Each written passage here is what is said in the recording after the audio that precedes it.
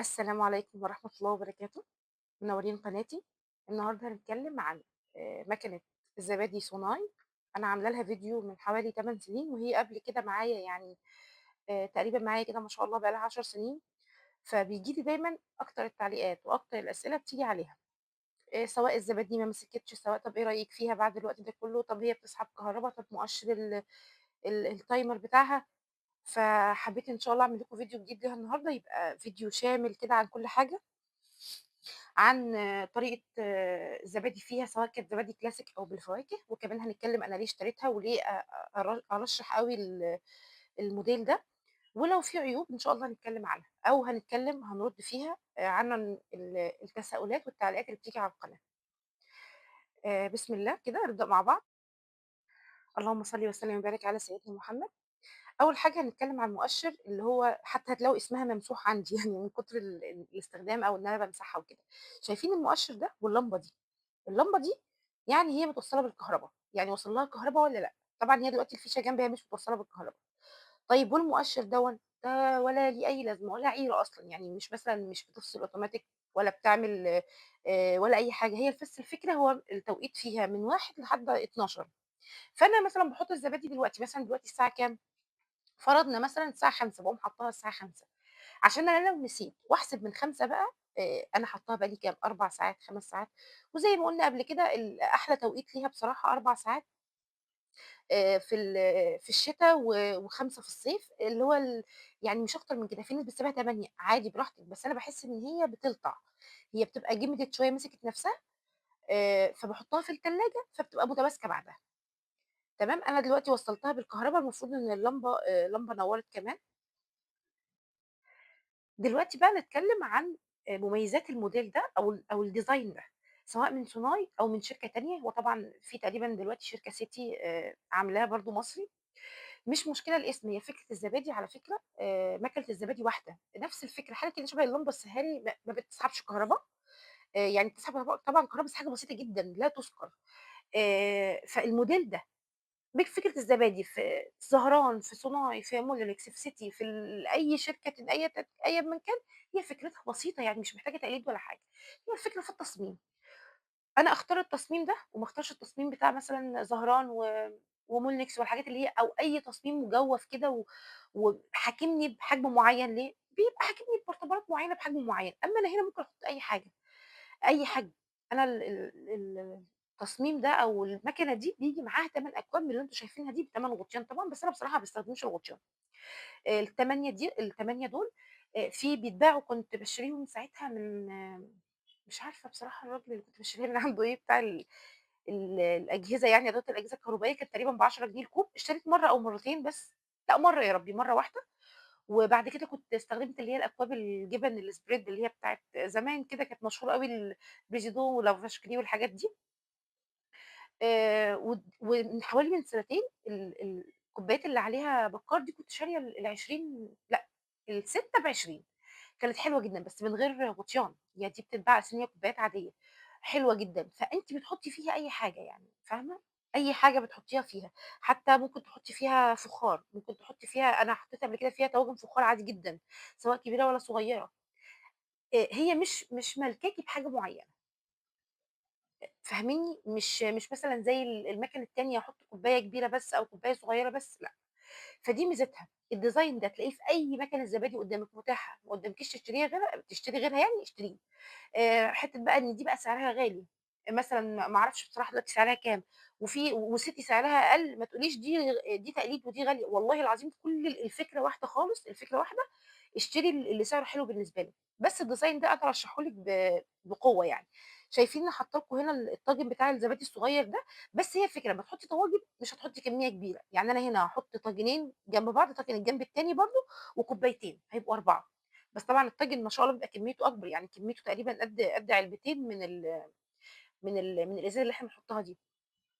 هنا باقول لكم بقى المكنة سوري علبة الزبادي اللي إحنا بنشتريها من برّه هي المفروض معيارها 125، بس والله بتاعتنا بتبقى أكبر منها، برضه بتاعتنا برضه في البيت 125 على فكرة مِلّي، بس بتاعة أنا باحس دايمًا بتاعة البيت أكبر من العلبة اللي هي بتاعة الزبادي الجاهزة. أنتِ بقى ممكن تحطّي أي حاجة خالص، يعني مثلًا أنا لو عايزة مثلًا أعمل لبنة، هل مثلًا هاعمل لبن الزبادي سوري جبنة لبنة بتتعمل من الزبادي. طيب أنا هاجي أعملها واقعد أعمل 8 كوبايات واقعد أحطهم واقعد أشوف ومش عارفة إيه، طب ما أنا أحط علبة بلاستيك واحدة مثلًا كده وهتشوفوها في الفيديو دلوقتي، علبة بلاستيك واحدة وأحط فيها وخلاص، وهتبقى زبادي برضه مش هيجرى لها حاجة. أنتِ هنا ممكن تحطي أي نوع زجاج، بلاستيك، أكريليك، فخار، أي حاجة بتساعد عادي وبتشتغل عادي ما فيش أي مشكلة. حتى هتلاقوني دلوقتي هاحط لكم العلب اللي هي بتاعة الصوصات، بتاعة العلب البلاستيك، اللي هي العلبة الكبيرة لو أنا مثلًا هاعمل لبن أو محتاجة كمية زبادي كبيرة، مش عايزة أقعد أعمل كوبايات، أنا عايزة مثلًا أعمل العلبة دي وهاستخدمها مثلًا في تتبيلة، هاستخدمها في أي حاجة تانية أنا عايزاها، زي شايفين العلبة دي؟ هاحطها كده. هي الفكرة إن هي تبقى موجودة سواء حتى لو أنا حاطاها على في كده قطعة ما تشيلهاش طبعًا، قطعة بلاستيك بتبقى متصلة بالbox بتاع ماكينة الزبادي، لو أنا فوقيها مش مشكلة، أهم حاجة غطا الماكنة يبقى مغطّيني خالص، مغطّي العلبة اللي أنا حاطاها، ما يكونش مفتوح، ما يكونش مهوي، دي بس الفكرة، فاهمينّي؟ هنا طبعًا العلبة دي ممكن تاخد لها نُص لتر لبن، وممكن العلبة دي كمان، أي علبة متاحة. وطبعًا أكتر وقت معروف إن بنستخدم فيه زبادي هو شهر رمضان، عشان الصيام والسحور والكلام ده كلّه، سواء لو كنا بنستخدمها بقى في السحور أو في التتبيلات أو في أي حاجة بنعملها. وطبعًا بنستخدمها في الأيام العادية، بس مش بيبقى زي رمضان، يعني بيبقى رمضان ما شاء الله مجهود كده كل يوم أو يوم بعد يوم بالكتير. حتى أنا ساعات بيبقى عندي زبادي في التلاجة مثلًا 4 أكواب أو 5 أكواب، وأعمل برضه لإن أنا عارفة إن هيخلصوا النهارده. عايزة يبقى معايا بزيادة في التلاجة، فحتى قبل ما أجيب اللي هي أكواب بكار دي اللي هي ال6 دول، كنت باحط أي أكواب عندي، أي علب سواء كانت بلاستيك بتاعة صوصات، بتاعة برطمانات صغيرة كده كانت عندي، ما بتقولش لأ، فاهمينّي؟ أهم حاجة بيبقى عندي بزيادة يعني. وطبعًا لمّا بنيجي نعمل الزبادي بنعملها أنا باعملها بمعلقة زبادي واحدة بس، أنا مش عارفة الناس اللي بتعملها بعلبة دي كتير حرام. الراجل في المحل بتاع الألبان بيعمل علبة عشان ما شاء الله بيعمل كمية كبيرة جدًا، أمّا إحنا هو لتر لبن، هو لتر لبن يتيم، بنحط عليه معلقة واحدة بندوبها في لتر اللبن، بتجمد الزبادي وبتبقى زي الفل، بتبقى زي الفل والله العظيم. آمم طيب هل أنا مثلًا باعمل علبة زبادي وأفضل آخد منها كل يوم معلقة، معلقة؟ لأ طبعًا ما ينفعش الكلام ده، الزبادي بتحمض. أُمّال باعمل إيه، أنا باخد معلقة من الزبادي اللي قدّامي دلوقتي وباستخدم الزبادي دي، آجي بعدها بيوم أو بعدها بيومين هيكون دي خلصت طبعًا مش هاسيبها لإنها هتكون لسعت أو البكتيريا اللي فيها اشتغلت أكتر، باخد زبادي جديدة، يعني باخد زبادي من اللي أنا عاملاها الجديدة. فاهميني؟ عشان ما حدش يقول لي إيه الزبادي بقى طعمها وِحِش ليه؟ ما أنتِ مش هتعملي علبة حبيبتي وهتخلّيها جنبِك تفضلي تاكلي منها، لأ هي هتنطع. أنا مثلًا إيه الكوباية اللي أنا باخد منها معلقة دي باستخدمها أنا أو باستخدمها في تتبيلات، إحنا كل يوم ما شاء الله بنقعد نعمل مشاوي، بنقعد نعمل حاجات. في رمضان بتجيبي بس أول مرّة علبة أول الشهر كده، وبتلاقي نفسِك ما شاء الله كل يوم بتشتغلي من الزبادي اللي عندِك. أمّا مثلًا في الأيام العادية زي دلوقتي مثلًا دي أول مرّة هاعمل بعد رمضان. فأنا ما عنديش زبادي، ما هي الزبادي دي مش خميرة هاخلّيها عندي في التلاجة، ما ينفعش، لازم تكون طازة على الأقل بقى لها يومين بالكتير يومين 3. ف فاشتريت علبة، لو أنا هاعمل بعدها على طول هاعمل حسابي وآخد معلقة واشتغل، لكن لو مش هاعمل دلوقتي خلاص مش مشكلة. أنا مضطرة إن أنا إيه، إن أنا أجيب جديد كل مرّة هاعملها لو على فترات بعيدة. مش عايزة بس أنسى كمان الناس اللي كانت بتعلّق على الزبادي اللي بيبقى عليها مَيّة من على الوش، عادي جدًا والله يا جماعة، دي حاجة مش وحشة، هي ساعات بتبقى لو المَيّة زيادة معنى كده إن أنتِ اللبن بتاعِك مش دسم، أو حاولي تغيّري الراجل المحل اللي أنتِ جايبة منه، بس برضه هي المَيّة دي مش وحشة، على فكرة دي حلوة جدًا في الهضم وحلوة جدًا للمعدة، وعامةً الناس اللي بتتضايق منها قُلت لكم قبل كده بنحط منديل فوق الزبادي وهي في العلبة بتاعتها في المكنة عشان تمتص البخار ده، بس والله العظيم هي جميلة وكويسة، ما فيش أي حاجة منها. الناس اللي بتتكلم إن الزبادي مش متماسكة، أنا هاعمل هنا معاكم الزبادي أهو، هاخد بس من العلبة دي معلقة هادوبها كويس أوي في الدورق ده، وأحط عليها لتر لبن. أنا كنت عملتها معاكم قبل كده، بنحطها في الخلاط وطبعًا دي أحلى طريقة وبتعمل رغوة كده وبتخلّي الزبادي كلها تندمج في بعضها وبتعمل وش حلو أوي، بس أنا هنا خلاص بقى طريقة المستعجلين، اللي هو خلاص بقى. كنت باقول إيه دلوقتي؟ آه، المَيّة مش وحشة خالص والله جميلة جدًا، سهلة يعني حلوة بتسهّل الهضم وكويسة جدًا، بس اللي بيتضايق منها يحط منديل. هي عامةً أنتِ المَيّة دي حتى لو عملتها الماكينة ودخّلتيها جوّه التلاجة المَيّة بتروح، حتى أنتم هتشوفوا دلوقتي عندي هتلاقوا في زبادي كانت عاملة مَيّة ودخلت التلاجة وطلعت كانت المَيّة بتاعتها إيه، خفِّت خالص، تكاد تكون مش موجودة. طيب الزبادي ما مسكتش، الزبادي ما مسكتش يبقى أنتِ غالبًا اللبن مش دافيان كويس. أنا هنا بادوّب الزبادي أهو واللبن على النار لازم يدفى، يدفى زي دمعة البيبي كده، عارفين اللي هو يبقى دافيان شوية كده، هو ده. لو هو مش دافيان الزبادي عمرها ما هتجمد، لازم وما ينفعش يبقى سخن، ولو الزبادي سخن أنا كده قتلت البكتيريا. أنا باوصّله لدرجة حرارة مش عارفة هي كام الصراحة، باوصّلها لدرجة حرارة إن هي تخلّي البكتيريا تشتغل، لو أنا علّيتها هتموت، لو اللبن كان سقعان مش هتشتغل أصلًا. هنا اللبن دفّيته وهاحط لتر لبن على معلقة الزبادي دي، بس بعد ما أكون طبعًا دوّبتها خالص. هنا عايزة تسكّريه حطّي سُكّر، عايزة تزوّدي دسامته تزوّدي قيمته الغذائية حطّي معلقة لبن بودرة عملتها معاكم قبل كده، واضربيه في الخلاط، اضربيه في الخلاط هيبقى أحسن من اللي أنا باعمله دلوقتي، بس أنا قُلت لِك قبل كده إن أنا بقيت كسلانة. كسلانة خالص. على فكرة لمّا بتيجي تضربيه في الخلاط بالذات لمّا بتكوني هتعمليه زبادي بالفواكه أو كده أحسن من إنِّك تعمليه زي ما أنا عملت دلوقتي، وهتعرفي دلوقتي ليه. مش هتلاقي في قطع بيضا على الوش، مش هتبقى في حاجة مش دايبة يعني. عايزة هنا تحطّي فانيليا حطّي، عايزة تحطّي إيه تاني؟ كتير والله حاجات اللي أنتِ عايزة تبدئي تحطّيه هنا مش هيقول لِك لأ. لو أنتِ بقى عايزة تعملي بقى زوّدي بالشوكولاتة، دوّبي هنا كاكاو، لو أنتِ عايزة تحطّي شوكولاتة حطّي شوكولاتة هنا ما فيش أي مشكلة. لو أنتِ عايزة تحطّي مربى أو قطع فواكه ممكن تحطّيها في البرطمان من تحت في البرطمان أو في الأكواب من تحت قبل ما تحطّي الزبادي عليها. هنا هادوّبه كويس جدًا وابدأ أصُبّه. أنا وأنا باصُب دلوقتي حاطّاه في الأكواب برّه ما فيش أي مشكلة. أهم حاجة أول ما شغّلت ماكينة الزبادي ما احاولش أحرّك العلب خالص. يعني أنتم هتشوفوني دلوقتي إيه، أنا كل مرّة كنت باحطّه معاكم باصُبّه في الماكنة وهي محطوطة قدّامي. معلش بس أنا باركّز والله بُصّوا على حاجات بسيطة وتكاد تكون تافهة بالنسبة لغيرنا كتير، بس في ناس فعلًا الزبادي ما بتضبطش معاها، في ناس لسه جايباها جديد مش عارفة تضبط الزبادي معاها خالص، وفي لسه عرايس يعني. كل مرّة باحطّها معاكم كده بس كانت بتبقى مسخّناها الأول أنا ومشغّلاها. المرّة دي لأ، أنا مش هاحطّها المكان ده، المكان ده بالنسبة لي مش مناسب، أنا لسه عايزة أعمل شوية حاجات على الرخامة، فمش ده المكان اللي أنا عايزاه أحطّه فيه. فماشي أنا حطيتهم أهُم في العلبة، بس مش شغّالة في الكهربا أهم حاجة، ما دام هاحرّك مكانها معلش، معلش باتقِّل تاني، معلش ما دام مش شغّالة في الكهربا وعايزة أحرّكها مكانها لازم تكون مش شغّالة في الكهربا. هاصُب هنا هاعمل معاكم 4 كلاسيك أو 4 عادي جدًا، إحنا ما بنحبهاش مسكّرة الأبيض ما بنحبوش مسكّر. كان زمان الولاد كانوا بياكلوه بسُكّر، دلوقتي لأ، ما عادش الكلام ده. الفاضلين دول بقى هاعمله بالفراولة، طبعًا بالفراولة عملته معاكم قبل كده بالجيلي، وعملته قبل كده برضه بالمربى. المرّة دي بقى بحاجة تانية، شايفين الطعام ده اللي هو اسمه إيه؟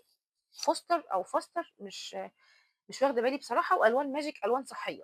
هتقول لي ألوان إيه؟ طب ما هو نكهة الطعم اللي بالفراولة دي والألوان دي موجودة في الجيلي.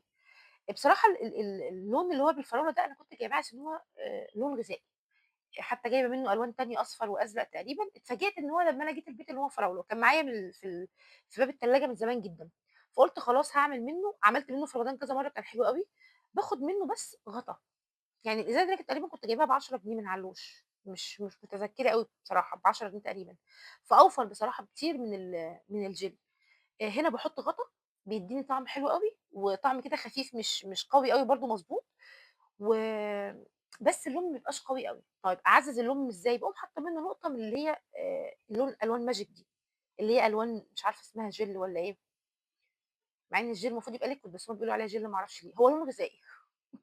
واقلبها كويس شايفين ما شاء الله لونه بقى قوي إزاي مع إني حطيت نقطة، بس ده على نُص الكمية، يعني أنا حطيت دلوقتي اللبن الكلاسيك العادي وحطيت ده، طبعًا هنا بقى أحط سكر أو عسل براحتك.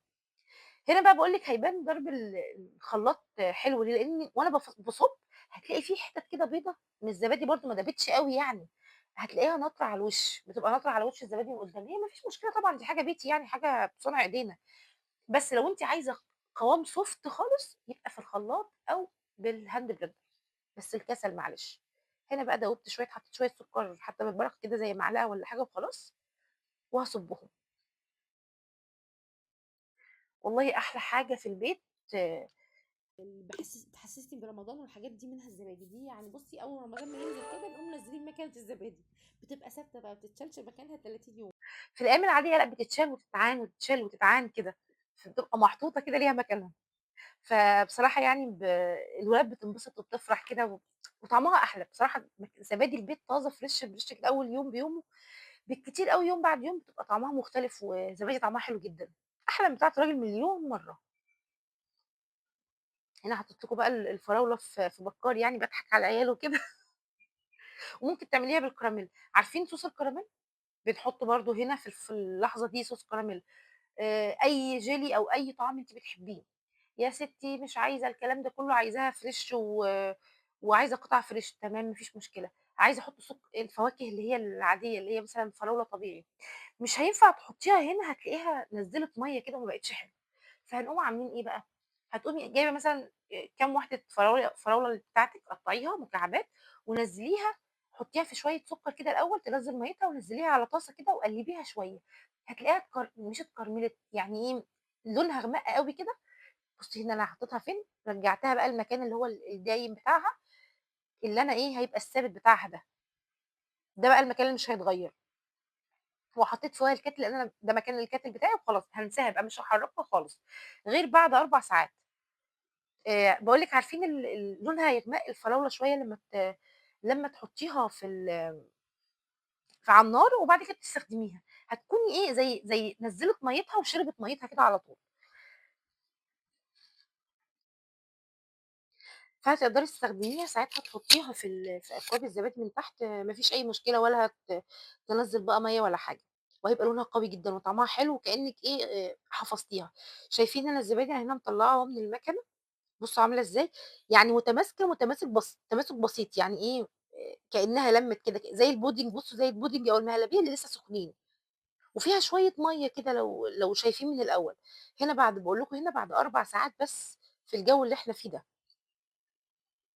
هاحطها في التلاجة بقى، هنا حطيتها في التلاجة، شُفتوا سبحان الله بسرعة إزاي. بُصّوا هنا الزبادي دول ما شاء الله يعني دول آخر حاجة اتبقوا، أنا حطيتهم في التلاجة وسِبتهم كده من بالليل للصبح يعني بألف هنا، دول اللي اتبقوا معايا. يالّا بقى، هنا شايفين هنا اللي على الشمال دي فيها شوية مَيّة، اللي على اليمين لأ، واللي في النُص لأ، بُصّوا، اللي في النُص هنا ما فيش مَيّة خالص، بُصّوا متماسكة إزاي ما شاء الله، ولا أي حاجة. والله 4 ساعات ومعلقة زبادي واحدة، ودي فيها اللي هي فيها شوية مَيّة صغيّرين بُصّوا. بُصّي شربت المَيّة بتاعتها إزاي، وهنا ما تقلقيش من المَيّة، وبُصّي دي خالص ما فيش، وشايفين اللي هو اللي عامل شوية ده اللي هو القشطة، مع إن أنا اللبن ده أصلًا أنا يعني باخد قشطته كاملة مكمّلة، هو ده لبن من عند الفلاحين يعني، بيبقى حلو جدًا، ده جاموسي أو ده بقري تقريبًا، مش متذكرة والله، لإن أنا باجيب ده وباجيب ده، باغليه وباسخّنه واحطه في التلاجة وباخد القشطة بتاعته. وبيطلّع عيش تاني ما شاء الله في الزبادي أهو. عايزة تستخدمي لبن جهينة أو لبن المراعي ما فيش أي مشكلة.